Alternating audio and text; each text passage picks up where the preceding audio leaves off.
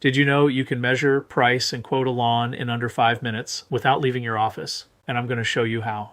Your goal for any quote should be to get it out quickly, consistently, and profitably without wasting your time traveling to the site and measuring every inch. A lot of guys think quoting a lawn means they have to drive out there, walk the whole property, and spend a bunch of time trying to come up with a number. But that's not the case and not how I do it.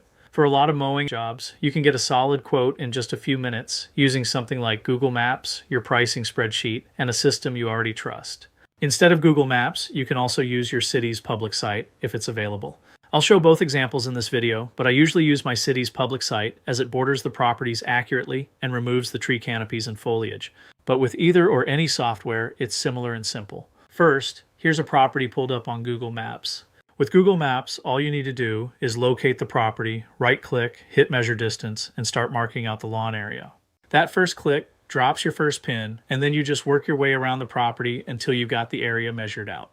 Using my city's site, I can click the measurement tool, select square feet for the result, and then outline the property just as I did on Google. Now, before I go any further, I want to say this. You're trying to get a rough estimate. It doesn't have to be exact. You can measure the same property more than once and get a slightly different number every time. That's normal. I don't get hung up on that because I'm not trying to build a perfect drawing of the property. I'm trying to get close enough to price it properly. That's the goal. For me, when I do this, I usually try to take out the concrete and focus on the mowable area. Even though I may still be edging that concrete, I'm mainly looking at the grass I'm actually cutting. Now, other guys may do that differently, and that's fine. That's one thing you learn in this business pretty quick. There isn't one perfect way to do it. There are guys out there who will tell you their way is the best way, but you've got to take that with a grain of salt. What matters is that your way works for you. It has to fit your numbers, your crew, your market, and the way you do work.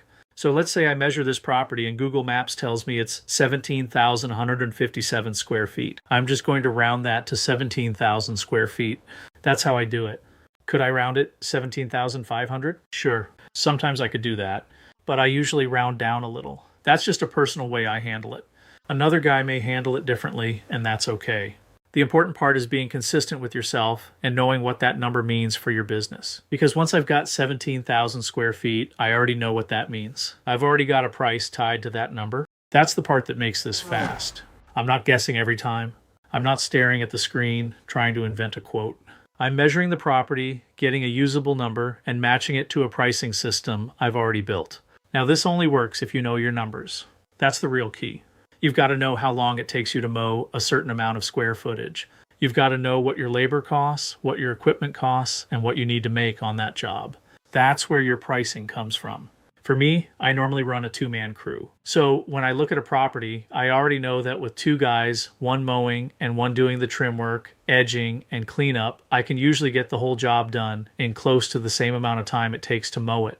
That helps simplify the number for me. But if you're solo, you've got to think a little differently. Because when you're solo, you're doing everything yourself. The mowing, line trimming, edging, and cleanup.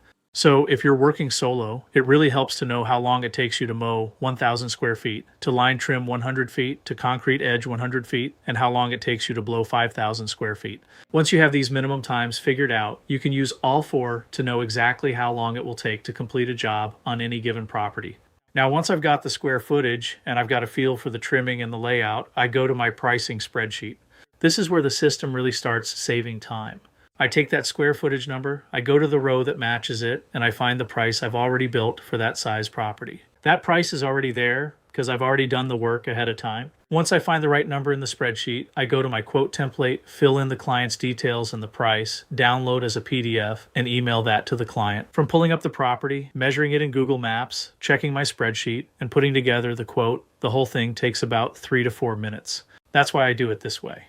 Because if you're spending 20 or 30 minutes trying to quote every simple mowing job, you're burning time that you could be using somewhere else, especially when you're solo or running multiple crews with 100 other tasks on your list. The goal is to get a quote out quickly, consistently, and profitably. That's what a system does for you. It gives you a repeatable way to price work without second-guessing yourself every time somebody calls. Now, this is my way of doing it. Your way might look a little different.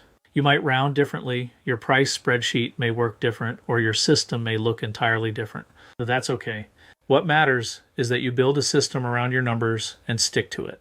Because once you know your numbers and once you trust your system, quoting, gets a whole lot easier. And when quoting gets easier, running the business gets easier too.